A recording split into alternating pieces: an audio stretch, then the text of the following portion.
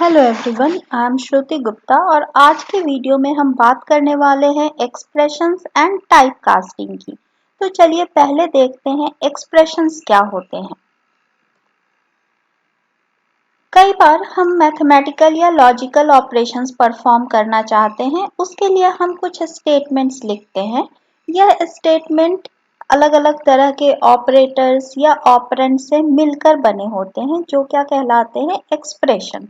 अब यहाँ हम वेरिएबल्स ले सकते हैं, कांस्टेंट्स ले सकते हैं या किसी ऑपरेटर का यूज कर सकते हैं। तो हम पहले भी देख चुके थे कि कोई भी ऑपरेटर जिस पर वर्क करता है वो क्या कहलाता है ऑपरेंड। जैसे यहाँ देखें तो ये एस्ट्रिक्ट ये क्या है ऑपरेटर, और जबकि पाई या आर ये क्या है ऑपरेंड। ये ऑपरेंड कोई भी वेरिएबल्स या कांस्टेंट भी हो सकते हैं। तो एक एक्सप्रेशन किसी भी वैलिड ऑपरेटर, वेरिएबल्स या कांस्टेंट से मिलकर बना होता है। जैसे यहाँ देखें, यहाँ हम क्या लिख रहे हैं, area equal to pi R square. Circle का एरिया इस फॉर्मूले से कैलकुलेट करते हैं, तो यहाँ हम लोगों ने लिखा है पाई इंटू आर। तो पाई एक कांस्टेंट है जिसे हम प्रोग्राम में डिफाइन कर सकते हैं और उसकी वैल्यू 3.14 असाइन कर सकते हैं। तो इंटू आर, तो यहाँ पाई को हम कांस्टेंट बना सकते हैं और आर क्या है वेरिएबल, जो आर स्क्वायर की वैल्यू ये एक्सप्रेशन कैलकुलेट करेगा। साथ ही यह भी एक एक्सप्रेशन है जो वेरिएबल्स, ऑपरेटर्स इन सब से मिलकर बना है। तो यह कह सकते हैं कि कोई भी एक्सप्रेशन ऑपरेटर्स, कांस्टेंट या वेरिएबल से मिलकर बना होता है। अब हम एक्सप्रेशन के टाइप्स देखें तो पहला टाइप है अरिथमेटिक एक्सप्रेशन। अरिथमेटिक एक्सप्रेशन क्या है, वैसे एक्सप्रेशन जो अरिथमेटिकल ऑपरेटर्स का यूज करके बने होते हैं। यह किस कैटेगरी में आते हैं, अरिथमेटिक एक्सप्रेशन के कैटेगरी में, और यह कैलकुलेशन करने के बाद कोई वैल्यू रिटर्न करते हैं। ये भी दो टाइप के हो सकते हैं। पहला क्या है, इंटीजर एक्सप्रेशन। ऐसे अरिथमेटिक एक्सप्रेशन जो होल नंबर में वैल्यू रिटर्न करें वो क्या कहलाते हैं इंटीजर एक्सप्रेशन, यानी इनमें पॉइंट वाली वैल्यू नहीं हो। तो जैसे अगर यहाँ देखें तो यहाँ एक हम लोगों ने कांस्टेंट डिक्लेयर किया है काउंट, कुछ वेरिएबल्स हैं आई जे के एक्स वाई जेड, ये सब किस टाइप के हैं, इंटीजर टाइप के हैं। ये कांस्टेंट भी इंटीजर टाइप का है। तो अगर हम लिख रहे हैं माइनस माइनस जे, ये क्योंकि इंटीजर टाइप का है तो इसका भी एक्सप्रेशन का रिजल्ट किस में आएगा, इंटीजर टाइप में। यहाँ भी यह जो एक्सप्रेशन है इसमें जितने भी वेरिएबल्स या कांस्टेंट हैं सब किस टाइप के हैं, इंटीजर टाइप के, तो इसका रिजल्ट इंटीजर में ही आएगा। साथ ही I mod Z, I and Z दोनों इंटीजर टाइप के वेरिएबल्स हैं, इसलिए यह भी इंटीजर एक्सप्रेशन में ही आएगा। अब अरिथमेटिक एक्सप्रेशन का ही दूसरा टाइप है रियल एक्सप्रेशन। तो इंटीजर में हमने क्या देखा था कि ऐसे एक्सप्रेशन जो इंटीजर वैल्यूज से मिलकर बनते हैं, इसी तरीके से रियल एक्सप्रेशन रियल वैल्यूज से मिलाकर लिखे जाते हैं। तो यहाँ रियल वैल्यू का मतलब क्या है, कोई भी पॉइंट वाली वैल्यू, चाहे वो फ्लोट डेटा टाइप के वेरिएबल्स हो, डबल के टाइप के वेरिएबल्स हो, या कोई भी कांस्टेंट ऐसा हो जिसमें पॉइंट वाली वैल्यू हो। तो यहाँ हम देख सकते हैं एग्जांपल्स में कि यहाँ जितने भी वेरिएबल्स हमने डिक्लेयर किए हैं ये किस टाइप के हैं, फ्लोट टाइप के हैं। और फ्लोट टाइप के क्योंकि वेरिएबल्स का यूज हो रहा है इसलिए यह एक्सप्रेशन क्या कहा जा सकता है, रियल एक्सप्रेशन।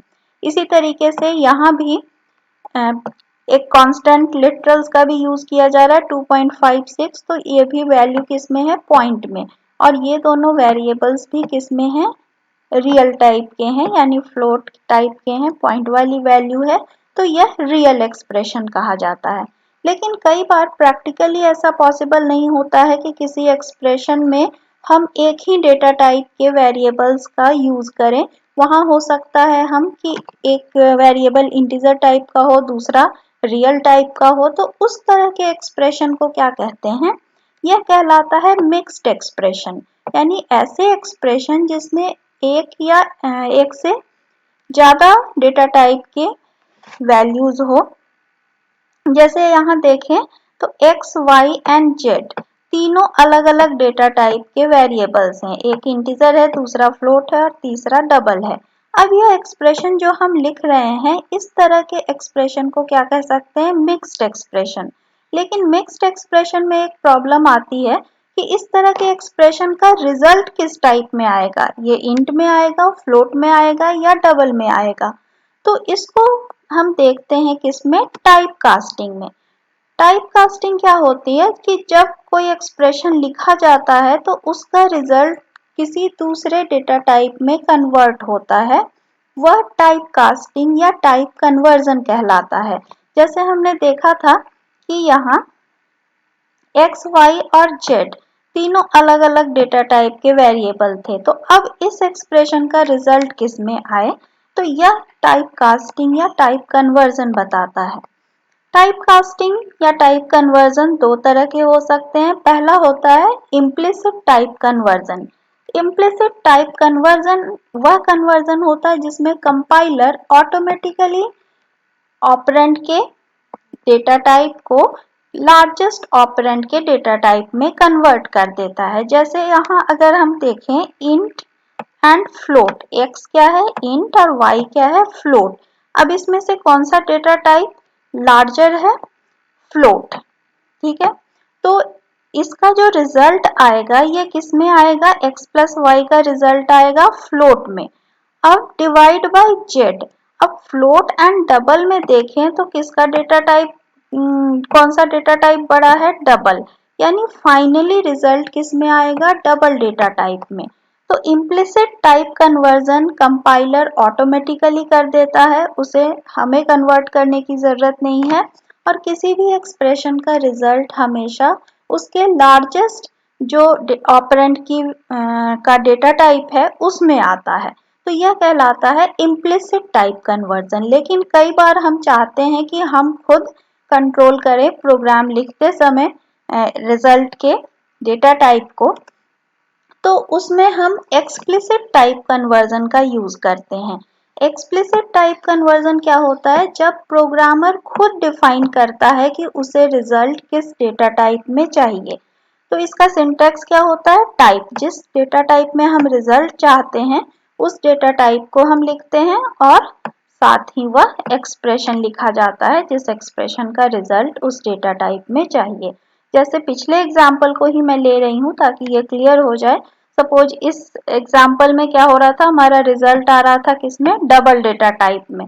तो अगर हम इसका रिजल्ट डबल डेटा टाइप में नहीं चाहते हैं तो हम यहाँ क्या लिख सकते हैं? फ्लोट। मुझे फ्लोट में रिजल्ट चाहिए इस एक्सप्रेशन का, इसलिए मैं यहाँ क्या लिख रही हूँ? फ्लोट। तो यह कहलाता है एक्सप्लिसिट टाइप कन्वर्जन, जब हम खुद प्रोग्राम में या डिफाइन करते हैं कि इस एक्सप्रेशन का रिजल्ट किस डेटा टाइप में आए। तो टाइप कन्वर्जन करते समय एक चीज ध्यान रखनी है कि अगर हम बड़े डेटा टाइप से छोटे डेटा टाइप में रिजल्ट को कन्वर्ट करना चाहेंगे तो हो सकता है कुछ इंफॉर्मेशन लॉस हो। सपोज अगर रिजल्ट फ्लोट में आना है और हम उसका रिजल्ट इंटीजर में कन्वर्ट करना चाह रहे हैं तो क्या होगा? पॉइंट के बाद वाली वैल्यू कहीं ना कहीं मिस हो जाएगी। तो कन्वर्ट करते समय अगर हमें लगता है कि अगर हम छोटे रेंज में कन्वर्ट कर रहे हैं तो ये ध्यान रखना ज़रूरी है कि अगर कोई डेटा लॉस होता है तो उससे कोई फर्क पड़ रहा है या नहीं। फिर अरिथमेटिकल एक्सप्रेशन की बात हमने की। इसी तरीके से दूसरा टाइप है एक्सप्रेशन का लॉजिकल एक्सप्रेशन। तो जो भी एक्सप्रेशन जो किसी वेरिएबल्स, कांस्टेंट या रिलेशनल एंड लॉजिकल ऑपरेटर से मिलकर बने होते हैं और ट्रू या फॉल्स में वैल्यू रिटर्न करते हैं, उसे लॉजिकल एक्सप्रेशन कहा जाता है। जैसे यहाँ देखें तो यह क्या है? एक लॉजिकल ऑपरेशन, क्योंकि यहाँ रिजल्ट किस में आएगा? ट्रू या फॉल्स में। इसमें भी ट्रू या फॉल्स में आएगा। यहाँ इसमें देख सकते हैं कि अरिथमेटिक ऑपरेटर का भी यूज है, फिर भी फाइनल जो रिजल्ट आएगा वो किस में आएगा? ट्रू या फॉल्स में आएगा। तो अब तक हमने बात कर ली ऑपरेटर्स एंड एक्सप्रेशन के बारे में। अब मैं आपको कुछ एक्सरसाइज देने जा रही हूँ जो ये ऑपरेटर्स एंड एक्सप्रेशन पर बेस्ड है। यहाँ आपको प्रेसिडेंस ऑफ ऑपरेटर का भी ध्यान रखना है, यानी कौन से एक्सप्रेशन को किस वैल्यू को पहले कैलकुलेट किया जाएगा। यह हमने ऑपरेटर्स वाले वीडियो में देखा था। तो यहाँ कुछ क्वेश्चंस हैं, कुछ एक्सप्रेशंस आपको दिए हुए हैं। इस एक्सप्रेशन को इवेलुएट करके वैल्यू निकालनी है। जैसे पहला है j equal to minus minus K plus 2 into K plus L equal to K comma L plus plus. तो यहाँ देख सकते हैं अलग अलग ऑपरेटर्स का यूज है, जैसे यहाँ कॉमा ऑपरेटर का यूज है, साथ ही डिक्रीमेंट ऑपरेटर है, मल्टीप्लिकेशन ऑपरेटर है, एडिशन के लिए भी ऑपरेटर यूज किया गया है। तो इस एक्सप्रेशन को इवेलुएट करना है कब, जब k की वैल्यू 20 है। इसी तरीके से सेकेंड क्वेश्चन में a एंड b की वैल्यू गिवन है, आपको इस एक्सप्रेशन को कन्वर्ट करना है और इसका फाइनल रिजल्ट बताना है। इसी तरीके से यहाँ वेरिएबल्स यूज नहीं है, डायरेक्टली वैल्यू अगर यूज करें तो इस एक्सप्रेशन का रिजल्ट क्या आएगा। फोर्थ में भी a एंड b की वैल्यू गिवन है, आपको इसे इवेलुएट करना है। तो वीडियो को पॉज करके इसे इवेलुएट करें और चेक करें कि आप सही से एक्सप्रेशन को इवेलुएट कर पा रहे हैं या नहीं। मैं नेक्स्ट स्लाइड में आपको इसका सॉल्यूशन बताती हूँ। तो देख सकते हैं यह सॉल्यूशन है आपका। अगर आपको इसमें कहीं प्रॉब्लम आ रही है तो नीचे कमेंट सेक्शन में लिख सकते हैं।